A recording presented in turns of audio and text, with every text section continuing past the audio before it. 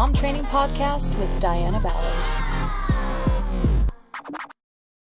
Okay, if you've been on the fence about checking out mom training, you better be looking for that Black Friday and Cyber Monday deal for mom training.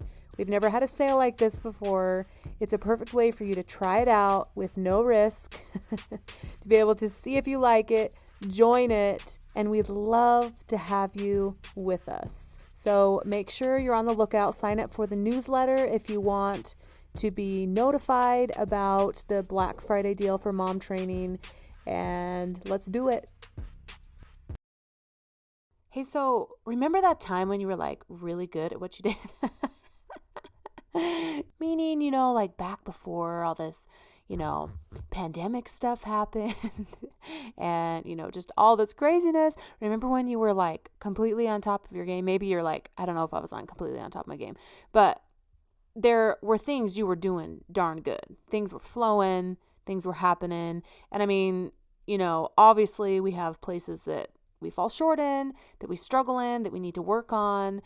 But have you found yourself struggling to keep up your same standards of, taking care of the home, taking care of your household, taking care of yourself, maintaining good relationships with your spouse or your children? Have you found yourself struggling? Have you found yourself being like, wow, that was not the best thing I've ever done? Okay. So I've talked about this a little bit on my social media and just sharing some things in my own life about just not being on top of my game right now. And, being real about that, because I think people can, try to be like, oh, I'm the strong one. I'm not struggling. None of this stuff is affecting me. Yeah, I mean, I agree with that to a point. Being a leader, being, even a leader in your home, you want to be strong. You want to put the best foot forward. You want to stand up for, the people that, you're leading, that are in your home, that maybe are following your business or your social media following or whatever. But that doesn't really work all the time, because it makes it seem like you're the only one that doesn't have their crap together.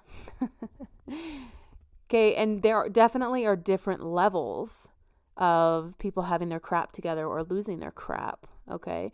And it is okay that we might not be on top of our game right now. So 2 areas I want to focus on with you today involves you and one other person. And I mean, we could go into details with our kids, we could go into details with our other relatives, people on social media, whatever, but there's 2 relationships I want to focus on today about how are we doing in that area. So the first one is our relationship with our spouse. And in the next couple weeks or so, I'm going to do an episode on dissecting how we have responded to this crazy year of 2020 and how to turn that around.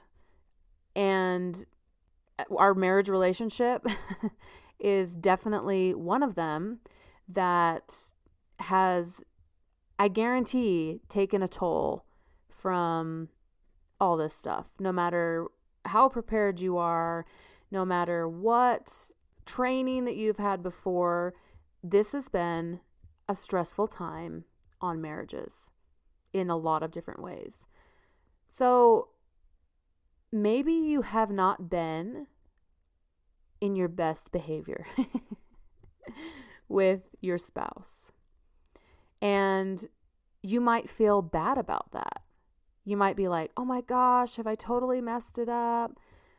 Look, first of all, every single marriage right now has struggled from this. I mean, to different degrees, obviously. Some we've seen have ended in divorce like right away when like this stuff went down in March. And, there's other relationships that have stayed stronger, that have, rode the wave of struggle and trials and trying to figure things out together when things have fallen apart. So if you are struggling with your relationship, maybe you're not being as strategic with your communication or not spending as much time together, which is so weird because you're like in the home all the time together. But when there's a minute, you're separating and doing other things. So maybe that's something that you're not on top of your game on, and maybe it was something you struggled with before anyway, but now it's even worse because of this year 2020. We'll just say the year 2020 was an interesting time. So what can we do? What can we do? Which leads into the second thing that I want you to think about is your mindset and what you are putting in your mind. Because your mind is helping create the reality of what your marriage is like, what you're feeling right now, and your ability to work or focus or be good at something, stay balanced. And without working on our mindset, literally every day right now, it needs to be like such a daily focus, because our minds right now have a lot in them. Our minds, it's really hard to focus and be good at certain tasks that we maybe have been really good at before, when our mind is so occupied with literally survival or fear or being anxious about the future and what's going to happen and what next is 2020 or 2021 going to throw at us, okay? So first, give yourself a break. Give yourself a break. Give me a break, right? Because this is all new stuff. This is all brand new that none of us have navigated ever before. And especially being a mom, where we're in charge of making sure that other people are taken care of and making life better for other people or surviving with other people. So with our mind filled, occupied with, literally basic human needs of survival and wondering what's going to happen in our life, our own safety, or are we going to have enough preparation or food or money or a house over our head anymore? It is challenging to focus on things that are important.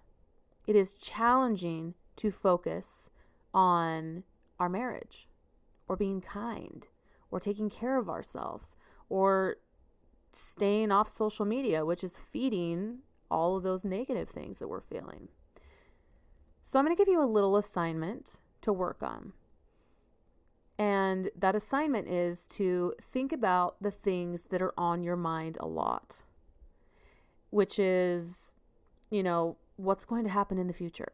What's just the things you're thinking about, the things you're concerned about, nervous about. Write them down and create a different mindset on the other side that's positive. Because if we don't address our emotions, if we don't address what we're feeling, then and counteract that, give some hope back the other way, then it's really hard for us to occupy our minds with things that are productive or that make our relationships better or make us feel better.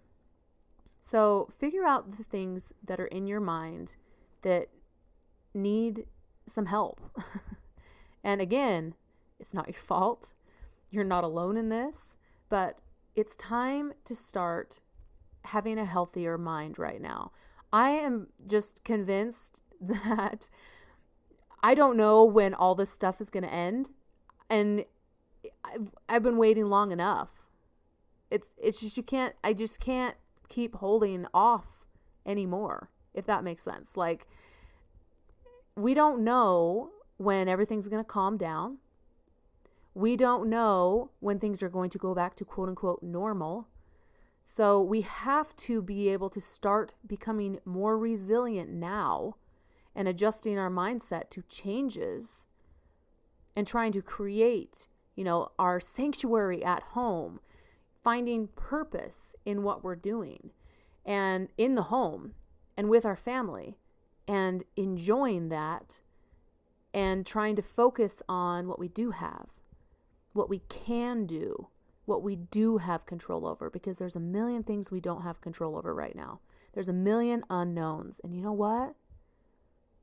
That's okay. You are capable of thriving in this time when there's chaos or storms around you, because it's time to stop waiting. We can't wait any longer. Mamas, we cannot wait any longer. We have to find joy now. Joy in the journey, joy in the storm, joy with whatever else is going on. So I invite you to disconnect from the things that are feeding your fear. Disconnect from the things that are feeding your concerns, your anxiety, that are making you feel like crap when you're done, but for some reason you just can't not touch it. Trust me. That election week, I was on social media more than I ever was in my entire life, and I hated it, but I couldn't get off of it. Okay. I know what you're going through. I know what it's like. I'm right there with you.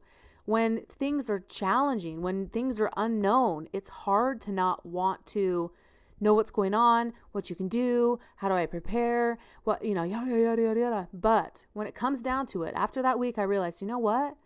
That was not worth it. It was not worth my time.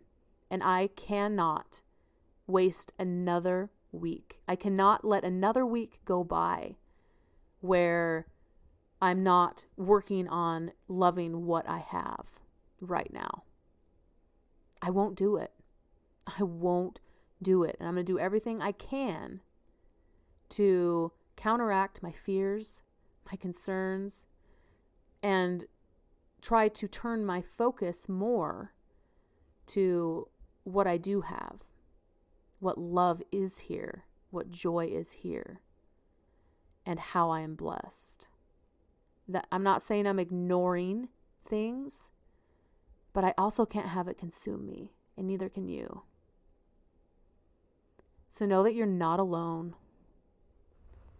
that we will get through this whenever it ends, but it's time to start finding joy right where you're at. If you want some more tips on this, want to connect, I am starting a newsletter, which will be pretty fun. We'll have different things included in it. Go over to dianaballard.com and sign up for the newsletter and get on there. And I would love to see you in our group. And I hope you have a great rest of your day. Focus on what's important. Focus on what you do have. Focus on joy. And we'll see you next episode on the Mom Training Podcast. Okay, ladies, have you gone over and gotten the Dancing Through Motherhood course, where we dance and enjoy motherhood while we're cleaning and we're cooking and doing that laundry? Come and learn some tips and tricks to take care of yourself, to feel good, enjoy motherhood while you're cleaning your darn house. It's something we all gotta do, right? So why not come and dance with us, enjoy it, and have some fun? So go to dianaballard.com, click on our free Dancing Through Motherhood course, and get yourself signed up. Totally free. Use the coupon code MOTHERHOOD to get it 100% free.